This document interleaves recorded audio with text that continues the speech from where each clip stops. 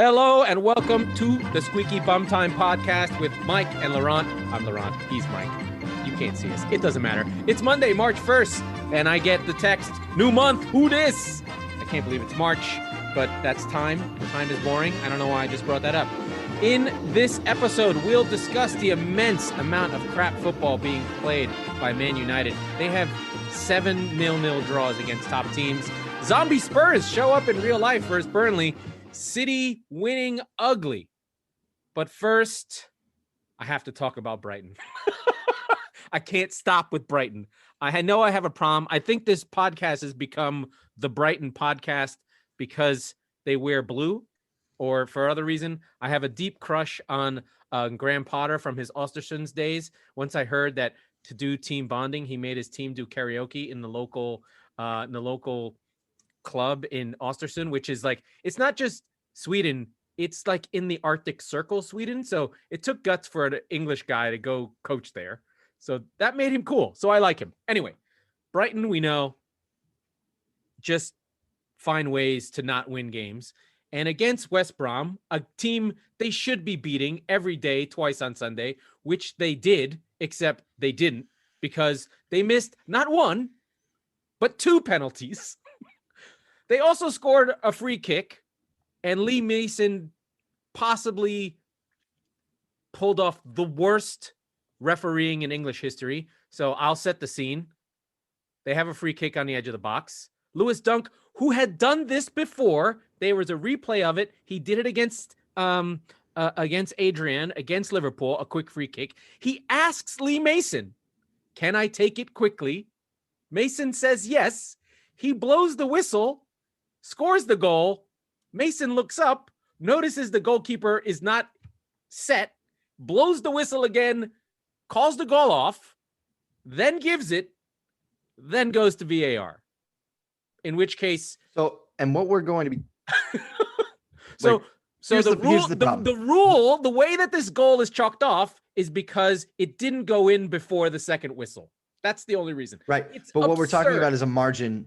It's a margin of a nanosecond because what you're talking about, and looking at it on VAR, I don't agree. I think the second whistle is after. It doesn't matter. It's really a disaster. The guy completely is making it up. It's on a the fly. joke and a half. He literally looks like Elmer Fudd. He acts like Elmer Fudd.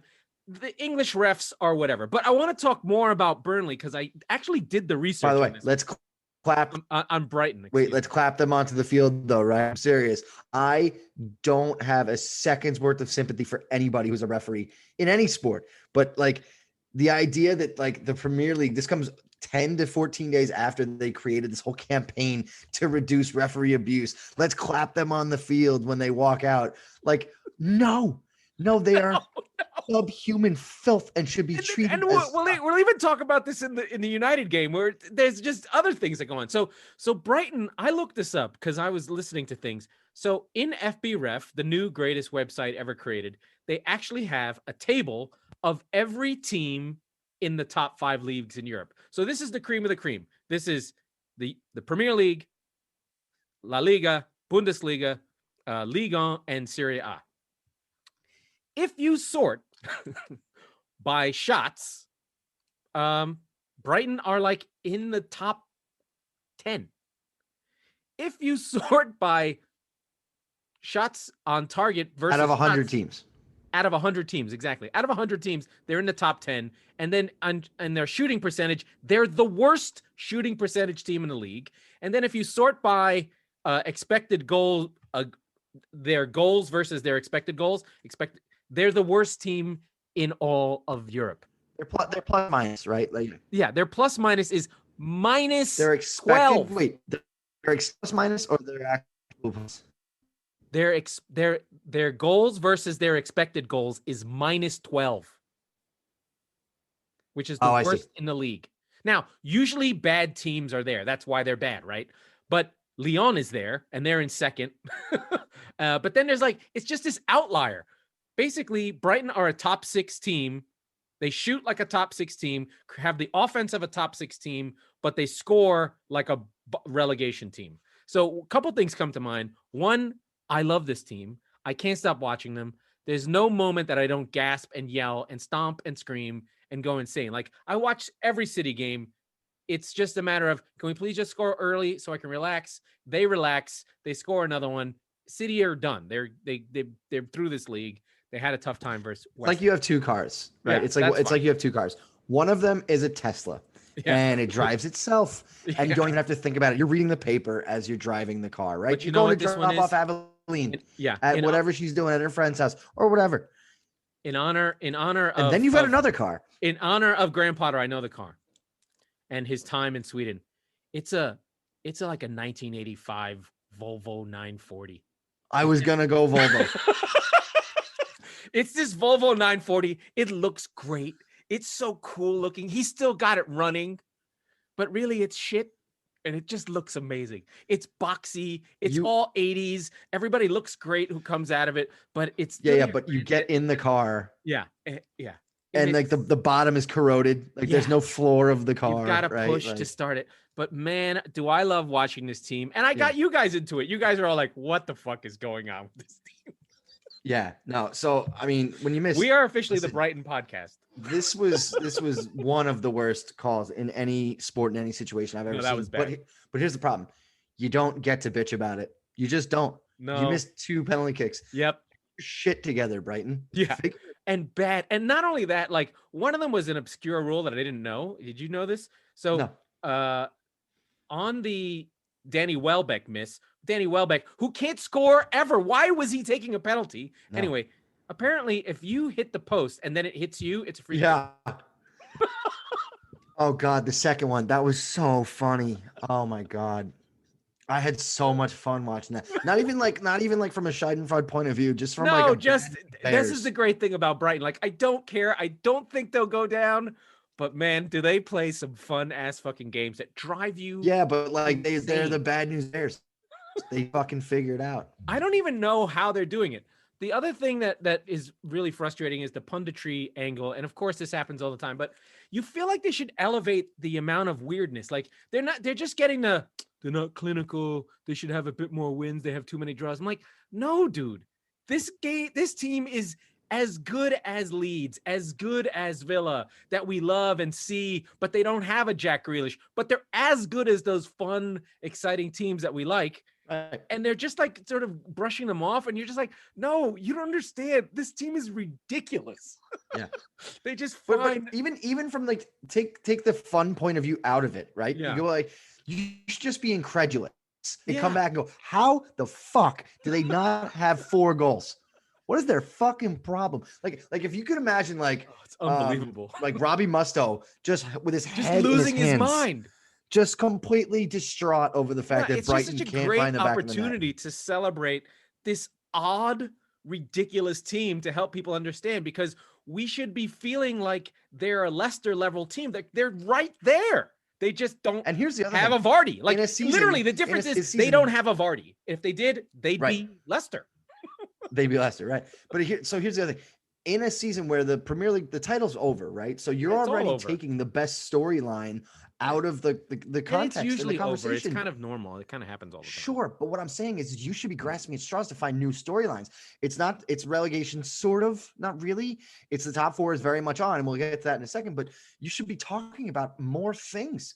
The same way that you can't stop thinking about Aston Villa and Leeds. You're absolutely right. Yeah, Brighton is the third team in that group, but Brighton is like the retard. Like if Leeds had a retarded cousin, it would be Brighton. Yeah, I mean they're not as dynamic as Leeds. No. Leeds, That's why they're the retarded cousin. Yeah, like if Brighton had Bamford, they'd be fine. They'd be gone. And Bamford stinks, and he's awesome at the same time. Like he seems to be moving it like for Bamford up front.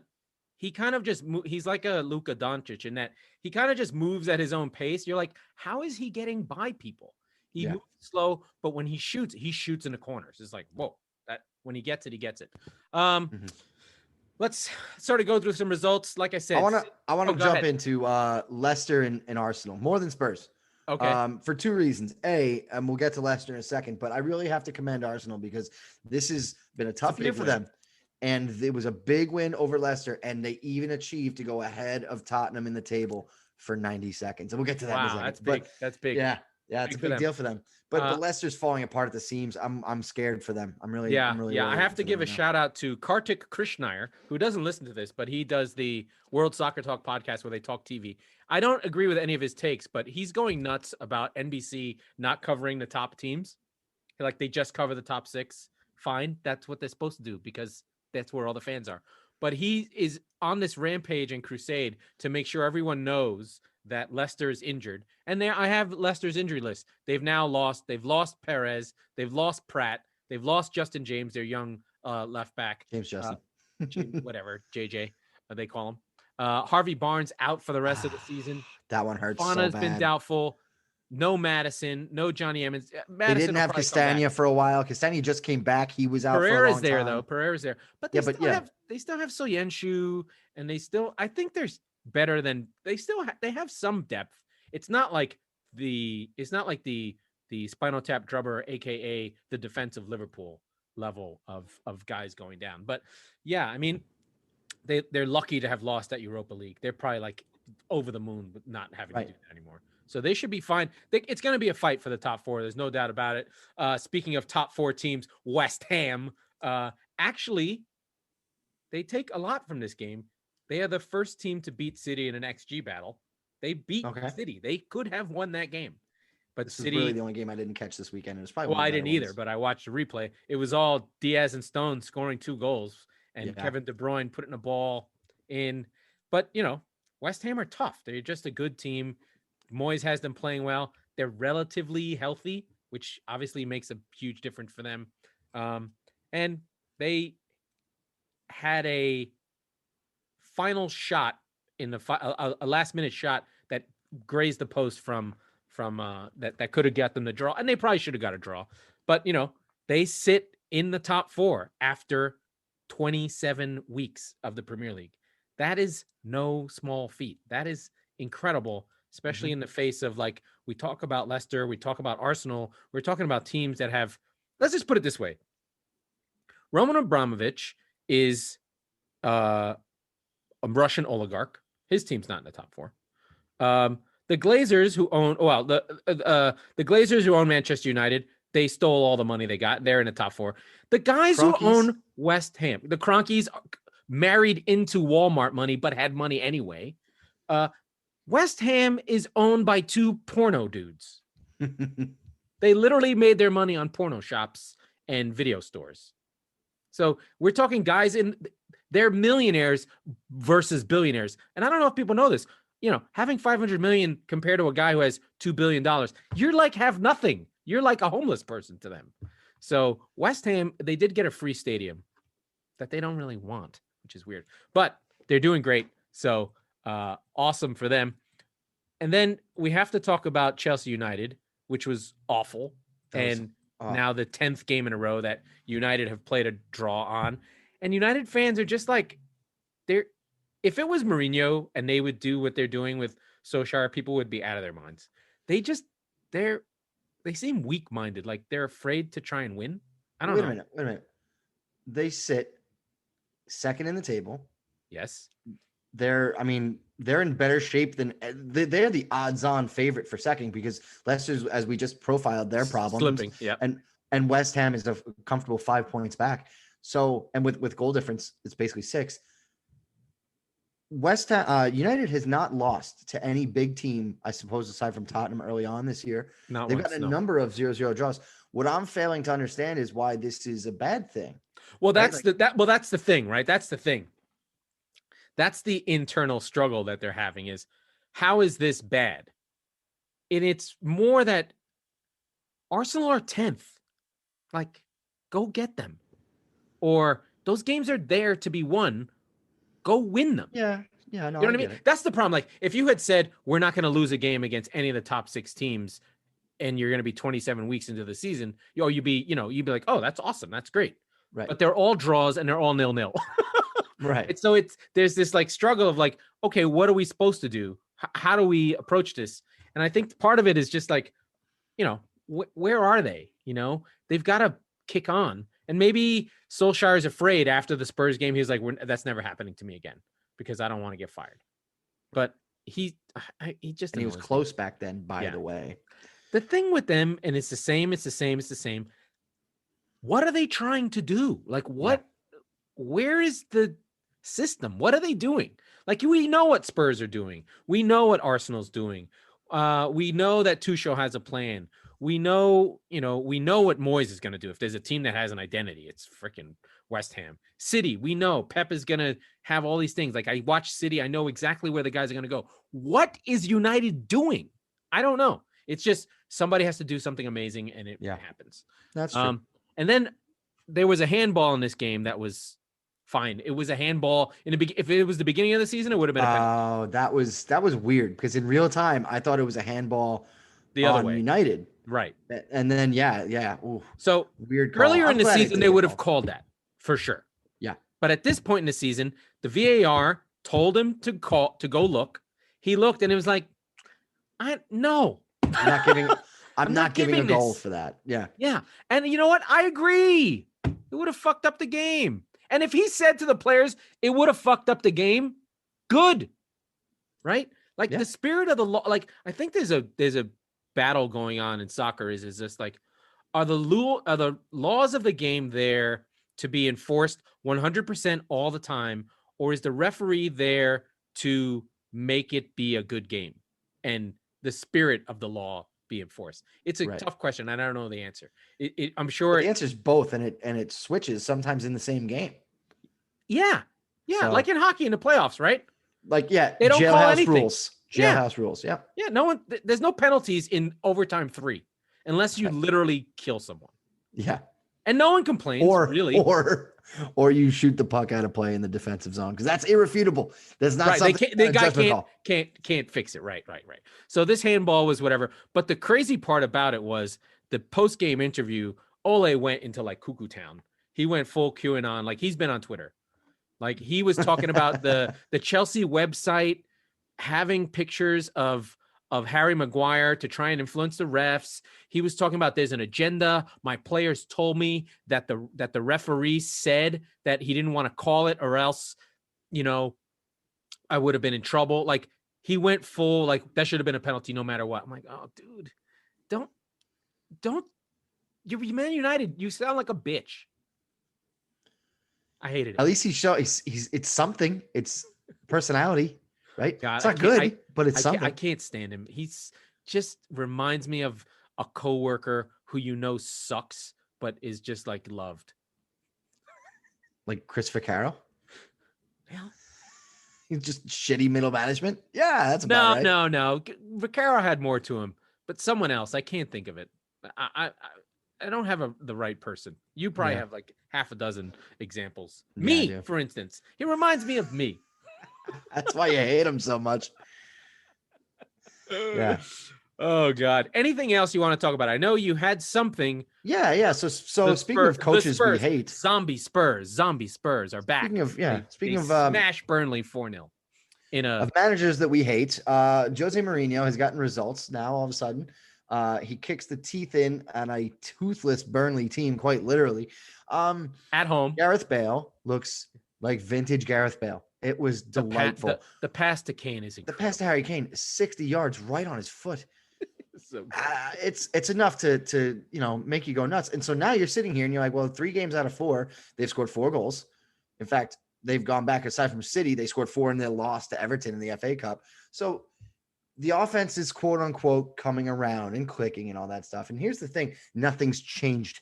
Okay. Not a single thing has changed in the way that they're still playing the same. Right. They're still doing the exact same thing. They did it against Burnley and Wolfsburg. And they act burger. and people sit here and act like it's this tremendous achievement. That was the worst Burnley performance I've ever seen. Narrative. And I'm afraid of Burnley. I don't like them at all. I don't like them either. Can they go down? So I would hope so. Go away. But you've got Fulham up next. They're tough. They're going to beat And then you've got Crystal Palace. These were 2 games in the critical period that after the Liverpool game or right before the Liverpool game in that holiday stretch where they were winning both games and they sat back and they blew it. Now, at the time, I sat here on this show and I said, listen, that way to play has worked for him for years at every stop.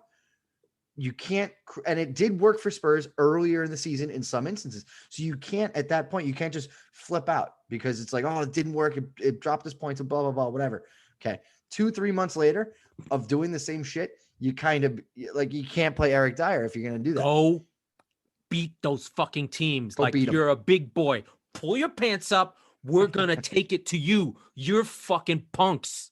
You're Crystal Palace. Eat a bag of dicks. To be fair, we're Spurs. We're going to get your ass. That's the one game. And fuck them up. I've never seen Palace, aside from that City game with Townsend with the world-beating goal a couple years back. They just did it 2 days ago against fucking Brighton. They took 3 shots and they won 2-1. Yeah, no, I know. But what I'm saying is that was the best Palace performance I'd seen in years. But nonetheless, they're capable of it. You need to go there and plan to score more than 1 goal, right? The plan just stops. Don't stop attacking. Go get them. Well, so now you've got Son, who is falling off a cliff, and I'll get to that in a second. This is the axe I have to grind. Kane, Bale, Dele came in. He looked good. Oh, the touches on the break were amazing. He looked great.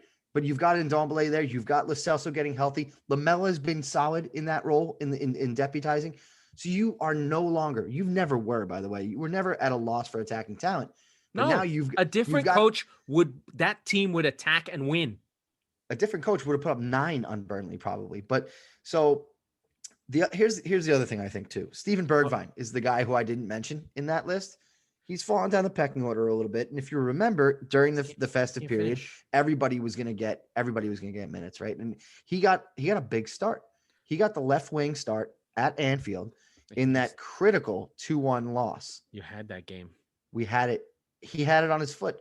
And he looked great, and he has looked great over his year. Is he gone now?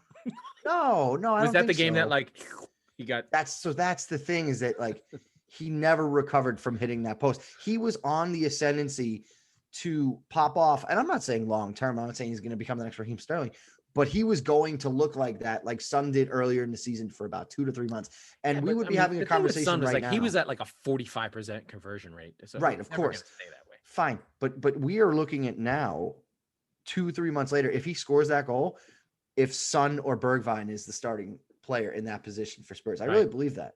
And conversely, because what's happened with Spurs, they absolutely should sell Sonny. But like the thing that's happened with him is that he's coasting on value that he's created by himself. Don't get me wrong, especially when Kane has been out of the lineup the last few years, he's been everything for us. But it should be said, he's not the guy that was there in September, right? And the reason, by the way, why he was even that good is because of Harry Kane. So let's be very, very clear about our expectations for everybody going forward, because it was hard on him because he would get a couple of bad misses and he was so good for such a long stretch there that you're like, are you fucking kidding me? There's an expectation that it's going to go in the back of the net. I mean, he's still in the top 3 in goal scoring. Like he's still up there. Absolutely. And he hasn't scored regularly for 2 months. There's and Kane put him in and it was 4-0. It doesn't matter. But he put one into the upper deck at the from 15 yards out. I can't deal with you guys really bad, cheesy, like Russian techno fucking goals. It's Sandstorm. That's terrible. It's Sandstorm. It's new terrible. though. They've never done it before this year. I love it. There's nobody there. Don't play the fucking song. Who the fuck cares? I think that's why they're playing the song, because they never had to before. That's the thing. Come on, man. Listen, Spurs have some of the best sounds that in the Premier League. You know why? You know what song they come out to for the introductions? Duel of the Fates from Star Wars, the fucking Darth Maul battle.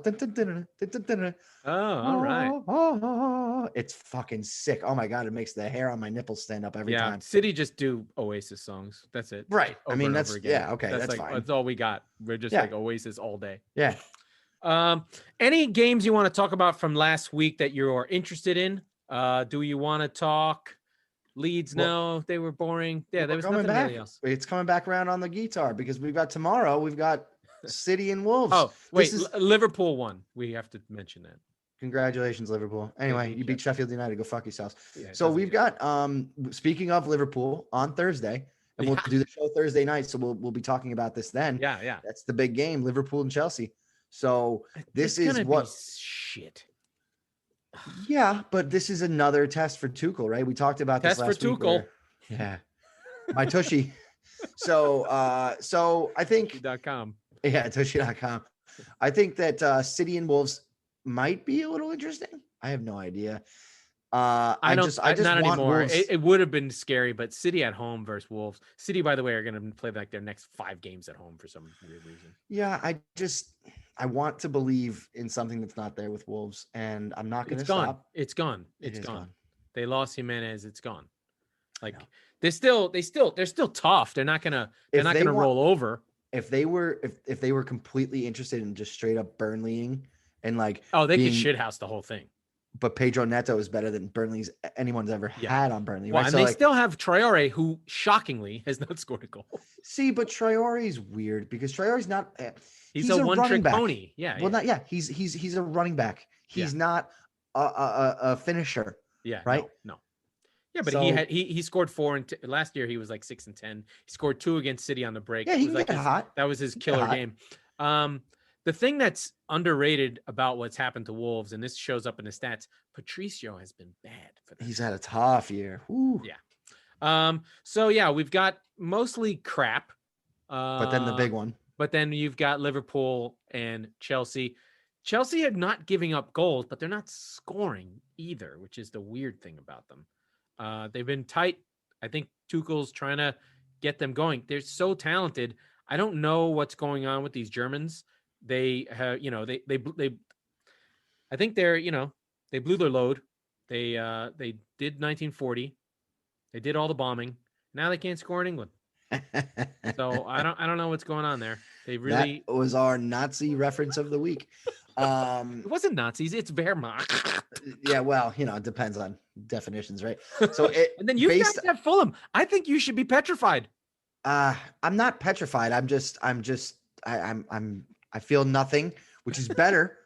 I'm on my way back. I told you on Sunday, I felt uncalcified, which is nice. Oh yeah. But let him run. My guess is he won't play Bale because it's too soon. I think he will because it's an extra day off. It's from Sunday. It's not Wednesday. It's Thursday. So if it was Thursday, if it was Wednesday, I would agree. And then is everyone playing on Saturday again? Saturday and Sunday and Monday. That's ridiculous. And Wednesday for you.